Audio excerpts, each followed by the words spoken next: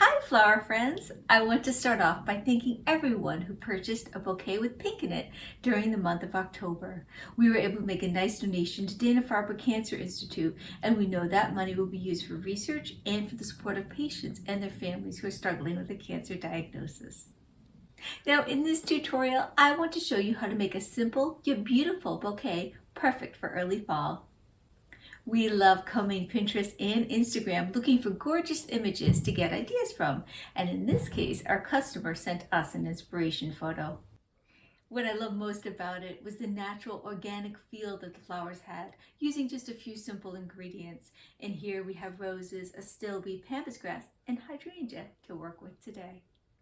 Thanks so much for watching, and if you like this video, please take a moment to subscribe and share it with your friends. Thanks, flower friends.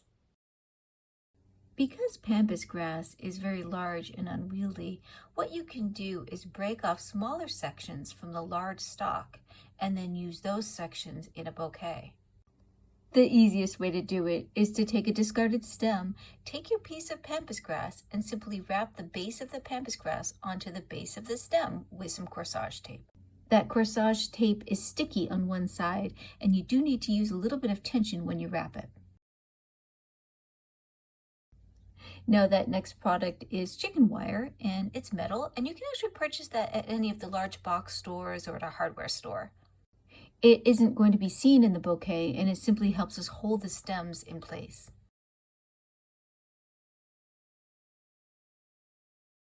In this bouquet, we're using just one hydrangea stem and then many stems of white roses.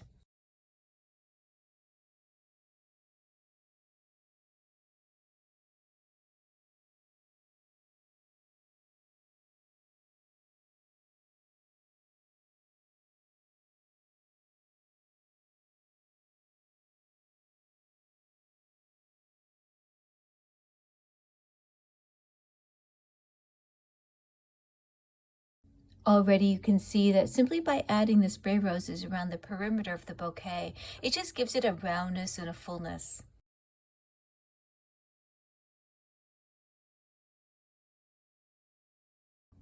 You can add the spray roses through the florets of the hydrangea, and you can also add them around the perimeter of the bouquet using the chicken wire to hold it.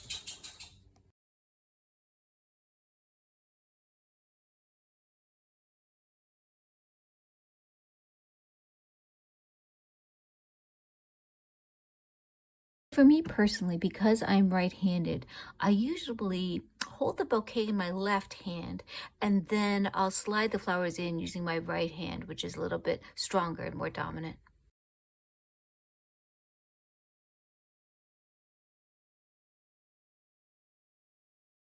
What you're looking at here is actually the back of the bouquet. I will turn it around at the end of the tutorial so you can see the front.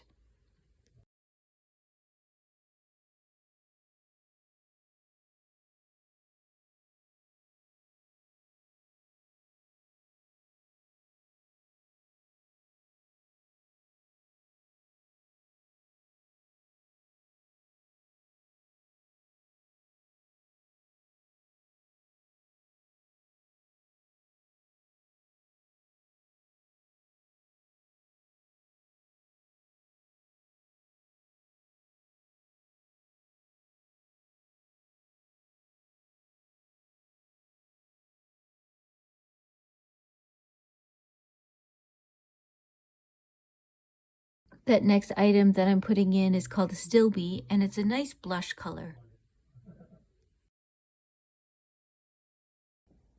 Bouquets shouldn't look completely round, and what we're doing with adding that astilbe is adding a little bit of texture and then also a little bit of a different shape to the flowers.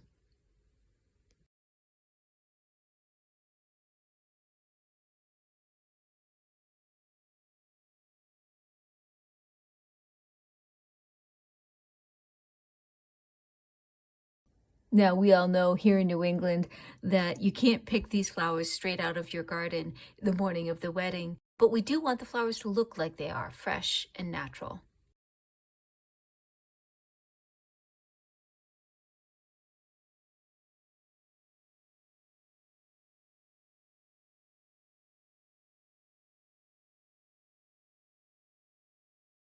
Now, the last item to go in is the pampas grass. And if you find that it sheds excessively, just spray it with a little bit of unscented hairspray.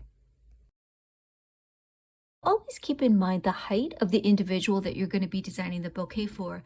Now, in this case, the person is actually quite tall, and she really wanted very tall pampas grass that would really make a statement for her. I'm on the more petite side, so this bouquet might look a little bit large for someone like me.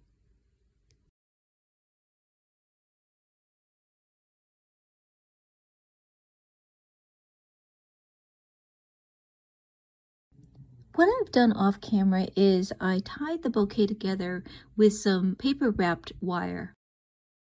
Paper wrapped wire is terrific to use in this situation because it's strong and secure, but it won't cut into the stems.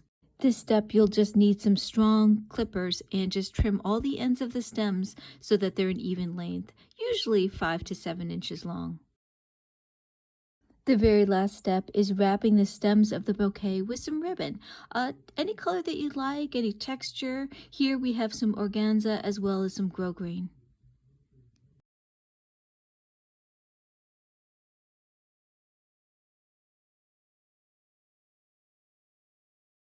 And there you have it, a simple yet beautiful fall wedding bouquet.